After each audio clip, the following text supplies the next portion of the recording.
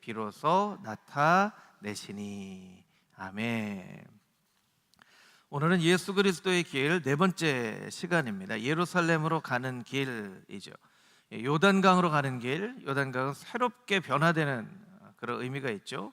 또 광야로 가는 길, 광야는 순종을 의미합니다. 갈릴리로 가는 길, 하나님의 나라를 이루는 삶. 갈릴리는 이방의 갈릴리라고 불렸던 그런 곳이었는데, 그곳에서 예수님께서 공생애를 보내셨던 이유는 그 땅 가운데 하나님의 나라를, 불합리한 그 땅에 하나님의 나라를 이루시기 위한 뜻이 있으셨던 것이죠. 오늘은 네 번째, 예루살렘으로 가는 길입니다. 예루살렘은 이스라엘 백성들에게 가장 선망의 도시죠. 예루라고 하는 말은 기초, 토대라는 뜻이 있고요. 살렘은 우리에게 잘 알린 것처럼 샬롬의 같은 말이에요. 그러니까 평화, 그러니까 평화의 기초, 평화의 토대, 혹은 평화의 성읍, 이런 뜻을 가지고 있는 그런 도시입니다. 한 750m 정도에 있고 자연적인 요새로 되어져 있는, 그래서 이스라엘의 모든 종교, 정치, 경제, 문화의 중심지였던 곳이 바로 예루살렘입니다. 설교를 준비하면서 이런 생각을 해봤습니다.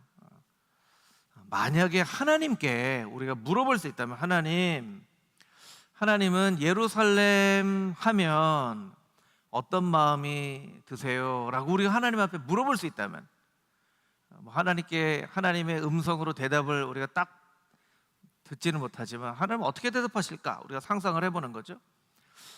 하나님, 도시들이 많이 있잖아요. 많이 있는데 예루살렘 하면, 예루살렘은 하나님께 어떤 곳이에요? 라고 물어본다면 하나님이 아마 이렇게 대답하지 않으셨을까라고 생각을 해봅니다. 예루살렘, 나는 예루살렘만 생각하면 눈물이 나. 나는 예루살렘만 생각하면 눈물이 나. 왜냐하면 말 그대로 평화의 도시여야 되는 도시가 지금 정반대의 도시가 되어 버렸거든요. 역사적으로도 예루살렘은 포위되어지고 무너지고 다시 세워지고 또 무너지고 다시 세워지고 반복을 했어요. 어떤 사람이 그런 얘기 하더라고요. 세 개의 종교의 중심지잖아요, 예루살렘이. 하나는 유대교, 하나는 이슬람, 하나는 기독교. 거기에 이제 유대주의를 영어로 하면 주다이즘이에요. 주다이즘. 근데 이제 예루살렘이 이제 가장 지금 보면 관광으로 가장 종교적인 거에 다 떠나서 관광객들이 너무 많이 가서 투어리즘까지 하나의 종교처럼 네 개의 종교의 중심지다라고 할 정도로, 예루살렘에 있는 그 예루살렘 성전은 지금 모스크죠. 이슬람의 모스크가 되어져 버렸죠. 유대인들은 통곡의 벽에서 웁니다. 기독교의 성지. 저희도 사실은 이스라엘로 성지순례를 가려고 하다가 전쟁이 나서 예루살렘으로 못 갔죠. 저희도 기회가 된다면 이스라엘과 예루살렘을 꼭 한번 가보고 싶은 그런 마음들이 있는 성도님들이 많이 있으실 거예요. 꼭 한번 가보고 싶은 도시. 그런데 평화와 가장 거리가 먼 도시가 되어져 버렸죠. 하나님께는 아마 예루살렘이 가장 마음 아픈 도시, 가장 눈물 나는 도시, 아마 하나님께 예루살렘이 그런 도시가 아닐까, 이런 생각을 해봅니다. 예루살렘을 오늘 묵상하는 게 아니라 예루살렘으로 가는 길, 예루살렘으로 올라가는 길, 어떤 길인가? 이제 제자의 길이라고 할 수 있는데요. 이렇게 한번 질문을 해보면 좋을 것 같아요. 예루살렘은 이스라엘 백성들에게 예루살렘으로 올라가는 길은 땡땡 하는 길이다. 요새 이제 가로놓 해가지고 그 텔레비전 프로그램에서 퀴즈 내고 막 그러잖아요. 여기 괄호에 뭐가 들어갈 수 있을까요? 예루살렘으로 올라가는 길은 유대인들에게, 이스라엘 백성들에게 어떤 길이었을까? 어떤 길이었을까요? 이렇게 대답할 수 있을 것 같아요. 예루살렘으로 올라가는 길은 기대감으로 가득 차 있는 길이었다. 왜냐하면 여러분 역사적으로 보면요, 이스라엘 백성들이 예루살렘으로 올라가는 경우는 두 가지 경우예요. 하나는 제사를 드리러 1년에 3번씩 제사를 드리러 예루살렘으로 올라갔죠. 그러니까 예루살렘으로 제사를 드리러 갔다는 것은 하나님 만나기 위해서, 하나님 만나기 위해서. 그 당시에는 뭐 성경이 있는 것도 아니고 무슨 매 주일마다 이렇게 예배를 드리는 것도 아니고 안식일을 지키긴 하지만, 그래서 1년에 3차례 예루살렘으로 올라가는 것이 그들에게 있어서는, 우리는 사실은 주일날 예배드리고 오늘도 예배드리고 새벽에도 예배드리지만, 이 사람들은요 그냥 1년에 3번 예루살렘으로 올라가서 제사 드리는 것이 자기의 1년의 모든 예배예요. 모든 예배. 그러니까 한 번 올라가는 이 길이 얼마나 설레이고 가슴 벅찬 일인지, 가서 하나님 만나고 또 제사를 드리고 오면 뭔가 죄가 싹 씻어진 그런 느낌이 되고, 그 예루살렘이 가지고 있는 어떤 종교적인 분위기가 느껴지고, 나도 그 분위기에 따라서 나도 이렇게 좀 종교적인 사람으로 좀 바뀌어지는 것 같고, 이런 것이 이제 이스라엘 백성들에게 가지고 있었던 예루살렘으로 올라가는 기대감이죠. 또 하나는 왕을 세울 때 올라갔습니다. 왕을 세울 때 그 백성의 도리를 다하기 위해서 예루살렘으로 모여서 왕을 세우는 그 역할을 했던 것이죠. 그래서 이스라엘 백성들은 예루살렘 하면 막 기대감이 넘쳐나는, 왕을, 위대한 왕의 도시였고 또 온 땅의 기쁨의 도시였고, 무엇보다도 하나님의 임재하심이 경험되어지는 그런 곳이 바로 예루살렘이었어요. 그리고 예루살렘 주변으로 하나님께서 축복을 많이 주셔서 또 예루살렘은 풍성함의 그런 도시였죠.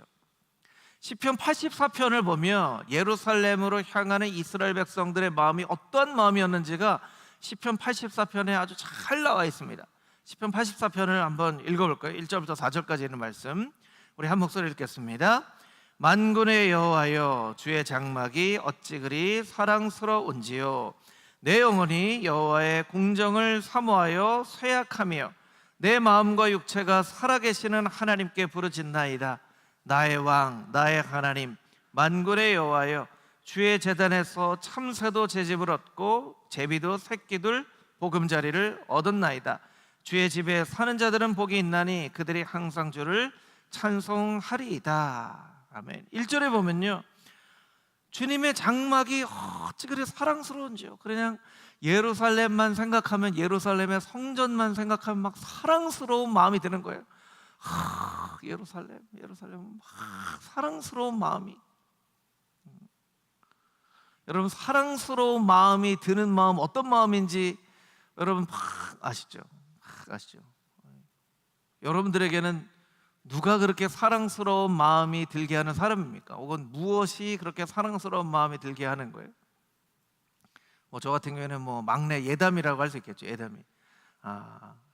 예담이가 말을 요새 잘 안 들어도요, 이놈 말을 안 듣고 해도 이렇게 잘 때 보면 이렇게 가서 머리를 쓰다듬어 주면 정말 그냥 제가 머리를 이렇게 한 번만 쓰다듬지 않아요. 이렇게 한번 10번씩 이놈 자식아 하면서 막 이렇게 막 등도 쭈물르고 하면, 잠결에 막 귀찮다고 하는데 막 귀찮다고 하는 것도 얼마나 그렇게 이쁜지. 아이고 이놈 자식 말 좀 잘 들어라 이놈아, 그러면서 막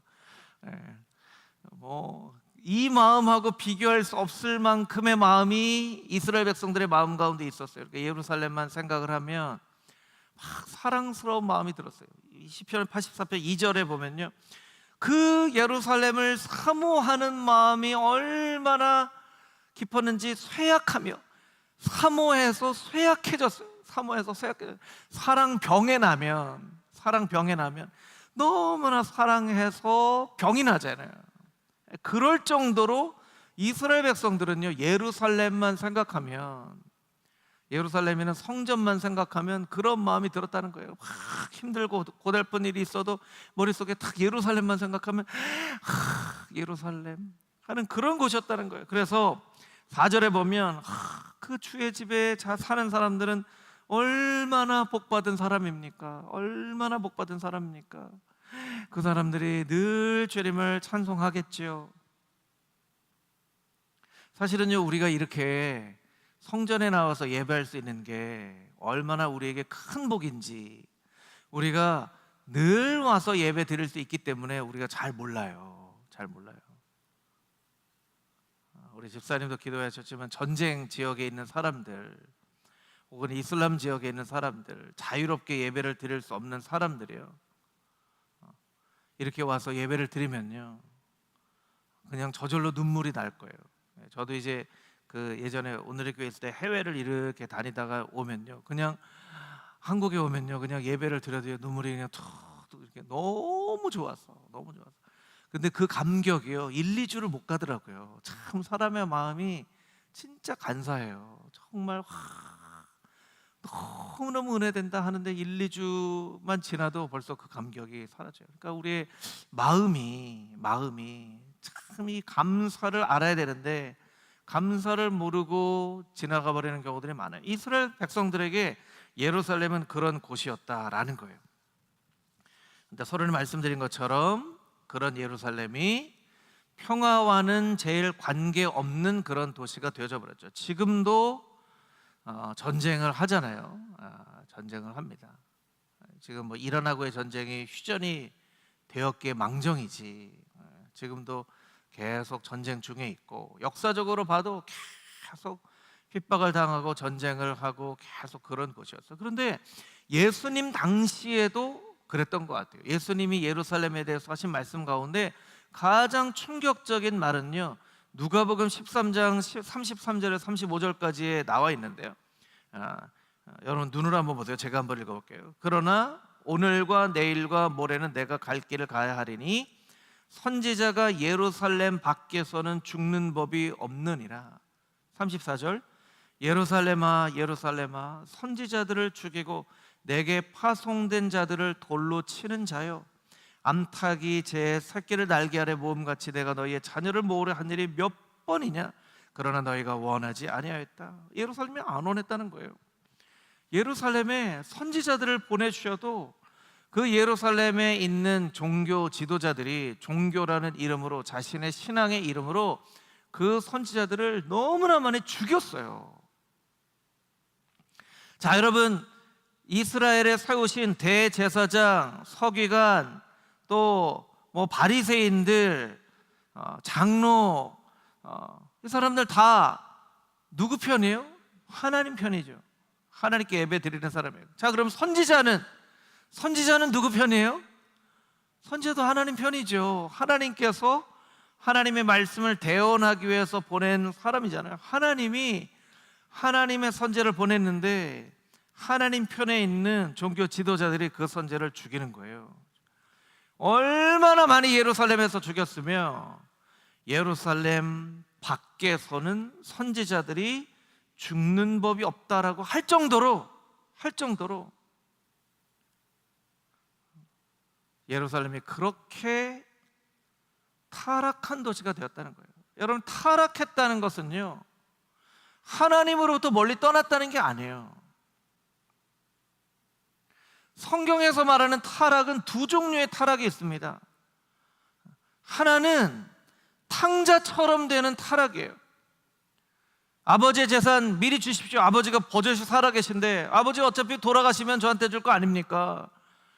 이 무슨 망발이에요. 아버지 돌아가시면 아버지 어차피 죽을 거 아니에요. 저 주세요. 그리고 가서 이제 흥청망청 다 써버리는 거예요. 다 써버리는 그런 타락이 있고요. 두 번째 타락은 첫째 아들처럼 되는 타락이에요. 아버지 곁에 있음에도 불구하고 은혜가 없고 기쁨이 없는 삶을 살아가는 거예요. 팀 켈러 목사님이 그런 얘기 하더라고요. 만약에 둘째 아들이 집 나갔던 탕자가 회개하고 돌아와서 아버지 집으로 돌아왔는데 이 둘째 아들이 다시 나쁜 마음을 가지고 타락하게 된다면 어떻게 될까? 다시 재산을 요구해서 다시 집을 나가는 게 아니라 자신의 형처럼 딱딱한 굳은 마음에 은혜를 잃어버린 아들이 되는 게 다시 타락하는 것일 거다. 그렇게 얘기를 합니다. 그러니까 타락한 거예요. 하나님으로부터 멀어지는 타락이 아니라 늘 하나님을 예배하고 하나님 말씀을 읽고 하나님 말씀을 삶 가운데 적용한다고 하면서도 하나님의 뜻과 하나님의 마음, 하나님의 생각, 계획이 어디에 있는지를 전혀 깨달아 알지 못하고 물어보지도 않고 그냥 자신이 생각하는 하나님의 뜻을 하나님과 상관없이 지키며 살아가는 그냥 종교인으로 전락해버린 그것이 바로 예루살렘의 모습이라는 거예요. 여러분, 이 말씀을 우리가 잘 기억해야 되는 게, 제가 지난주에도 비슷한 말씀을 들었는데, 바리새인들이 열심히 하나님 말씀 지키면서도 영적이지 않은 사람이 되어지는 거예요. 오늘날 한국 교회가 점점점 그런 모습으로 굳어져 가고 있다는 거예요. 한국 교회가, 그 한국 교회 아래는 금호 중앙교회도 포함이 되어져 있죠. 그러니까 금호 중앙교회도 늘 말씀 앞에 서서 하나님의 뜻, 하나님의 생각, 하나님의 마음이 어디 있는지를 알지 못하면 우리가 늘 하나님 앞에 예배하면서도 하나님의 뜻과 상관없는 그런 신앙인이 되어질 수 있다는 거예요.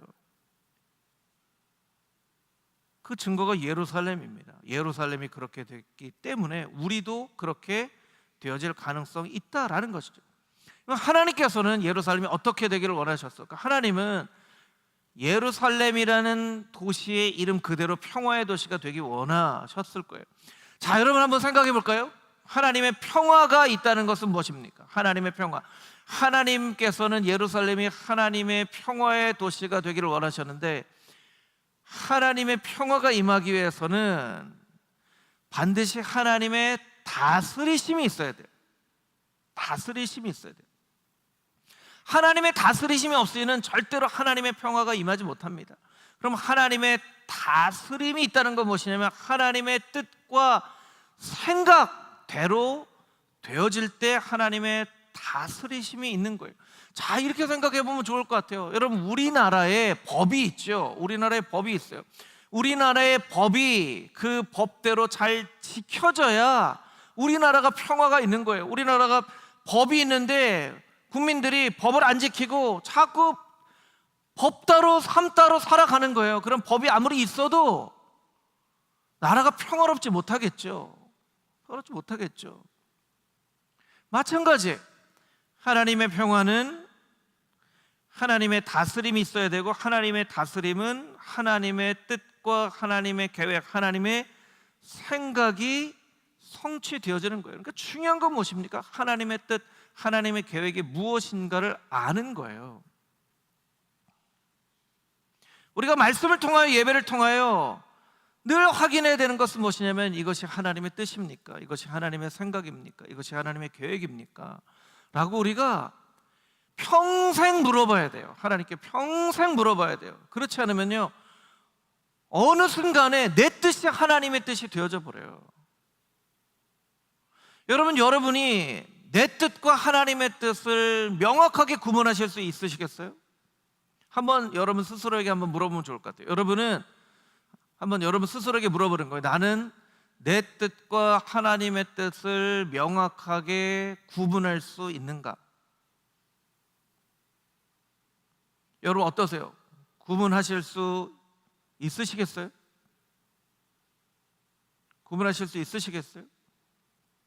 이게 구분하기가 쉽지가 않아요. 구분하기가 쉽지가 않아요. 이것을 구분하기 위해서는 계속 하나님의 뜻이 무엇인지를 집중해서 계속 바라봐야 돼요. 왜냐하면 내 뜻은요, 내가 계속 내 뜻에 집중하지 않아도 자연스럽게 자꾸 내 뜻과 내 생각과 내 감정과 내 판단이 이게 자연스럽게 나오거든요. 이거는 집중하지 않아도 돼요. 자연스럽게 계속 그렇게 되어져요. 그렇게 되어져요. 그렇기 때문에 하나님의 뜻, 하나님의 생각이 무엇인지를 계속 집중해서 우리가 보지 않으면 어느 순간 이거 하나님의 뜻이라고 얘기를 하면서 내 뜻을 이야기를 하잖아요. 내 뜻을 얘기하잖아요. 죄송한 얘기지만 기독교계에 존경받아야 될 많은 목사님, 어르신들의 말이나 행동들을 보면 헷갈릴 때가 많아요. 하나님의 뜻이라고 말하면서 이건 하나님의 뜻 아닌 것 같은데 하는 모습들이 많이 보여진다는 거예요. 우리도 하나님의 뜻이 무엇인지를 계속 집중해서 봐야 된다는 거예요. 하나님은 하나님의 뜻을 알려주시기 위해서 특별히 예루살렘과 관련해서 아주 중요한 세 가지 사건을 말씀을 해주세요. 세 가지 사건. 첫 번째는 아브라함의 사건이에요. 아브라함. 창세기 22장 2절 말씀입니다. 우리 같이 한번 읽어보도록 하겠습니다. 시작. 여호와께서 이르시되 내 아들 내 살아가는 독자 이삭을 데리고 모리아 땅으로 가서 내가 내게 일러준 한 산 거기에서 그를 번제로 드리라. 아멘. 이 모리아가 예루살렘이거든요. 이 모리아가 예루살렘이에요. 이삭을 바쳐라는 거예요. 아브라함 생각은 어땠어요? 야, 이제 이삭을 낳았으니 이제 이 평생 이삭과 함께 하나님을 예배하면서 찬양하면서 행복하게 살아야지. 이게 아브라함 생각이었거든요. 근데 하나님은 아니야, 너 이삭 나한테 바쳐 하시는 거예요. 뜻을 도대체 이해할 수가 없어요. 왜 이삭을 바치라고 하는지. 근데 아브라함이 일찍 안장에다가 이 짐을 싣고 모리아산으로 가죠. 그리고 이삭을 바치려고 할 때 하나님께서 아브라함에게 말씀하시죠. 그에게 손을 대지 마라. 이제 내가 나를 진심으로 믿고 예배하는 줄 내가 알겠다. 그리고 그 옆에 보니까 순 양이 있어서 양을 대신 번제로 바치죠. 그 양이 예수님이시다. 이렇게 성경학자들은 얘기하잖아요. 대신 이삭 대신 죽은 그 어린 양이 예수님이시다. 그러니까 여러분, 그 사건을 통해서 우리가 깨달은 것은 무엇입니까? 아브라함의 생각이 있고 하나님의 생각이 있는데 아브라함 생각대로 되지 않고 하나님의 생각대로 되어지는 거잖아요. 그러니까 아브라함처럼 자기의 생각이 있지만 그 생각을 내려놓는. 아브라함은요 정말 생명을 건, 목숨을 건 순종을 했지만 그 순종에 대한 대가는 너무너무나 큰 축복을 받았죠. 믿음의 조상이 되어져 버렸잖아요. 여러분, 예루살렘과 관련해서 하나님께서 명확하게 말씀해 주신 것은 무엇이냐면 아브라함 뜻이 아니라 하나님의 뜻대로 되어진다라는 거죠. 두 번째 사건은 이제 다윗의 사건인데요. 역대하 3장 1절 말씀인데요. 우리 같이 한번 읽어보겠습니다. 시작.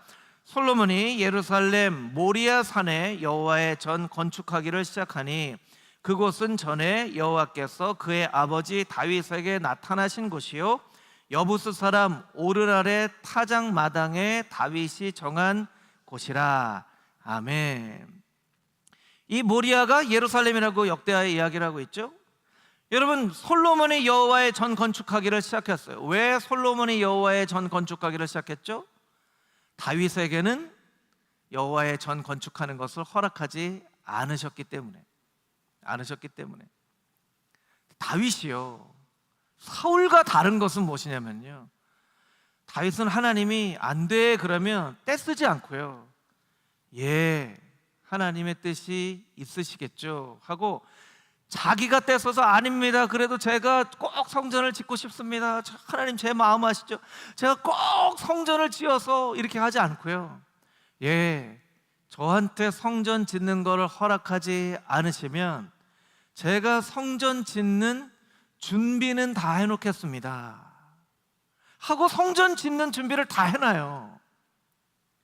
이게 다윗에게 배워야 될 점이에요. 하나님이 아니야 그러면 아니야 라고 한 것 앞에서 때를 쓰지 않고요, 그 아니야에 따라서 그러면 저는 성전 짓는 준비만 다 해놓겠습니다 하고 열심히 성전 짓는 준비를 해놔요. 내가 지을 것도 아닌데 뭐 솔로몬이 알아서 하겠지, 성전도 못 짓게 하셨는데 하나님이 아유 저 뭐 성전도 못 짓게 하셨는데 뭐 아유 모르겠어요, 저는 짓든지 말든지 뭐 이렇게 하지 않고 성전 지을 준비를 잘 해놔요. 이게 다윗이 참 놀라운 사람이에요. 하나님께서 두 번째 보여주시잖아요. 다윗의 뜻대로 되지 않고 하나님의 뜻대로 되어지는, 이게 예루살렘과 관련된 두 번째 역사적 사건. 세 번째가 이제 십자가, 오늘 본문의 말씀인데요, 십자가의 사건이에요. 오늘 본문의 말씀 13절에 보면요, 오늘 13절 말씀, 오늘 본문의 말씀이 이 쓰여진 배경은요, 사실은 예루살렘이 아니라 가이사랴 빌립보예요. 13절 자막으로 보여주시면 예수께서 빌립보 가이사랴 지방에 이르러, 이렇게 됐죠. 자, 지도를 한번 보도록 하겠습니다. 빌립보 가이사랴 지방에 이르러. 중간에 갈릴리 호수가 나오죠. 갈릴리가 나오니까 길쭉하게 밑으로 요단강이 있고 저 밑에 사해가 있고 사해 왼쪽에 예루살렘이 있겠지. 여러분들이 지도에 안 나와 있는 그림을 이제는 그냥 대략적으로라도 그리실 수 있으셔야 돼요. 빌립보 가이사랴는 갈릴리에서 더 북쪽으로 올라가는 곳이에요. 빌립보 가이사랴는요, 가이사랴, 여러분 이름이 좀 이거 저 이름 아니야? 시저라는 뜻이에요. 시저, 가이사잖아요. 그러니까 빌립보가 가이사에게 바친 도시, 이런 뜻이에요. 알렉산더 대왕이 가는 곳마다 알렉산드리아 이렇게 한 것처럼 사람들이 로마 황제 시저에게 잘 보이려고요, 이것도 가이사라, 이건 빌립보가 가이사 황제에게 보낸 것이고요. 성경에는 사마리아 오른쪽 해변가에 가이사랴가 또 있었어요.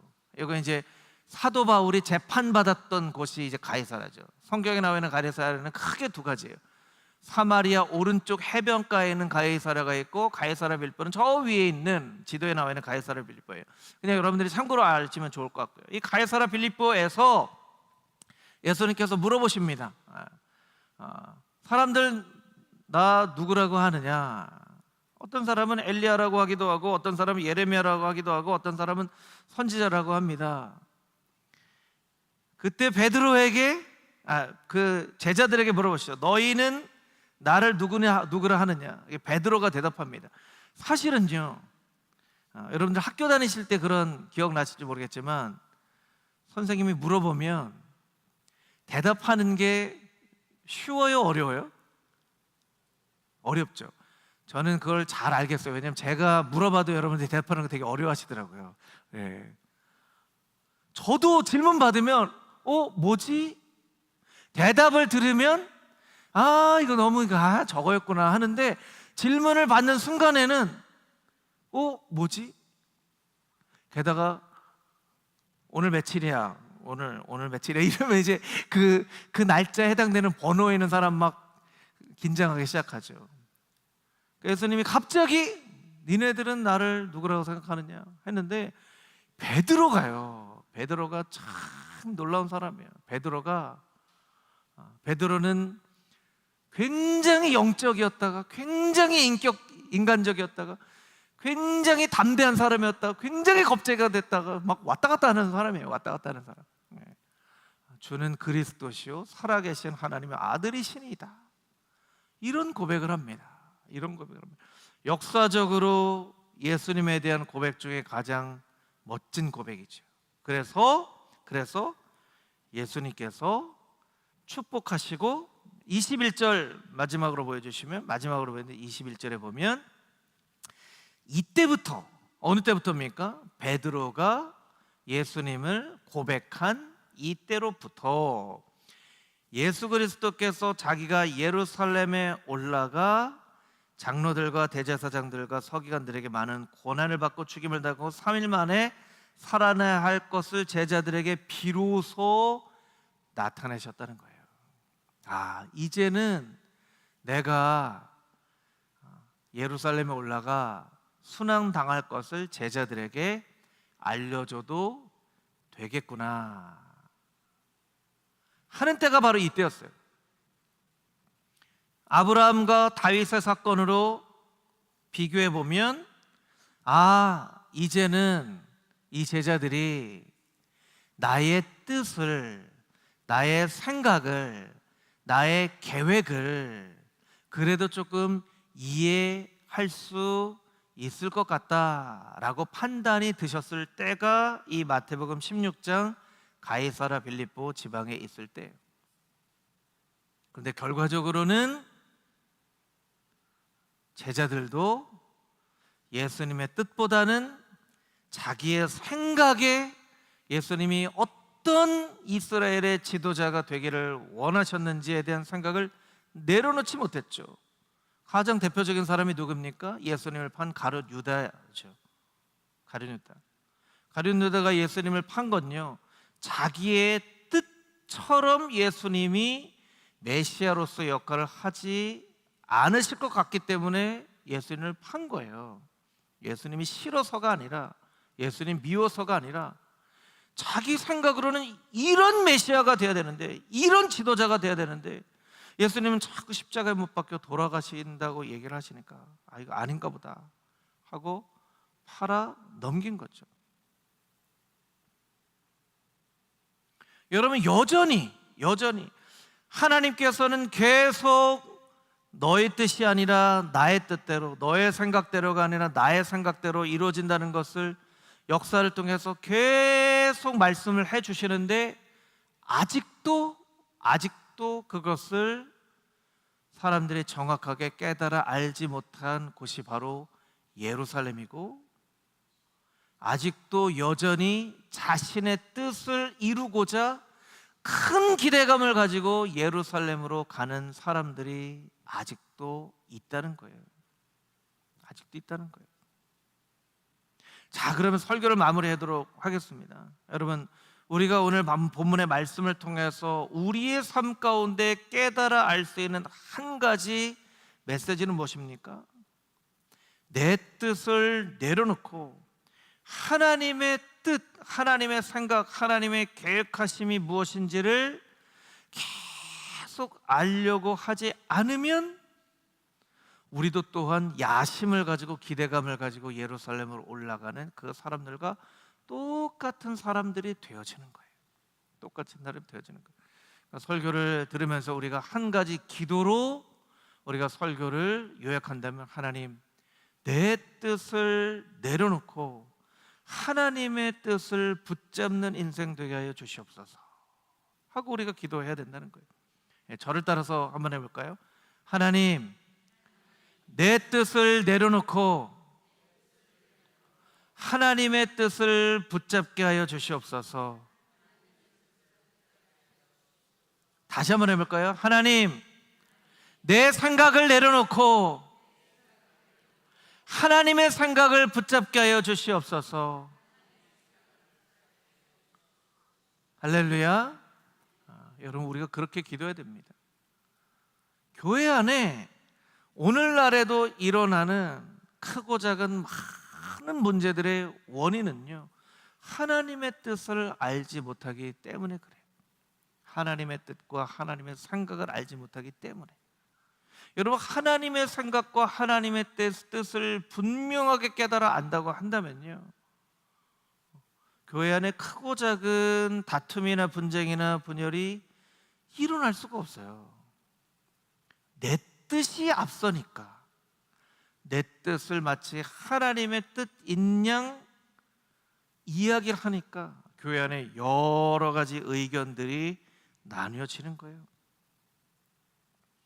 그래서 예루살렘으로 올라가는 길은 어떤 길입니까? 내 뜻을 내려놓고 하나님 아버지의 뜻과 생각과 계획을 붙잡아 살려고 하는 사람들의 길이 되어져야만 한다는 것이죠. 하나님께서는요, 너무나도 명확하게 이것을 우리에게 말씀해 주세요.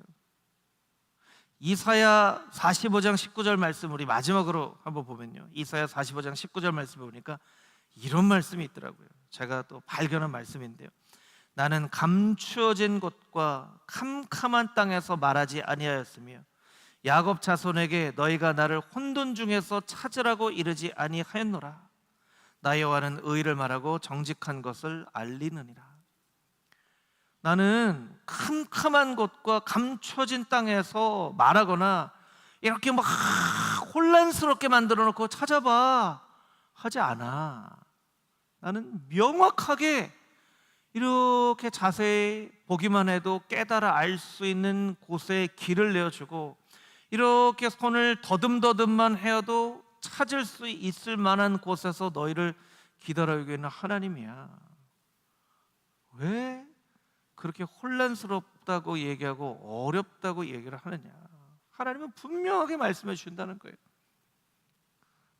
역사를 통해서도 분명하게 말씀해 주시는 이 하나님의 방법과 하나님의 뜻과 계획을 우리의 삶 가운데도 깨달아 알고 우리의 기도 가운데 날마다 내 뜻 내려놓고 하나님의 뜻 붙잡고 살아갈 수 있는 인생 되게 하여 주옵소서. 결단하며 나아가는 금호중앙의 모든 성도님들이 다 되시기를 주님의 이름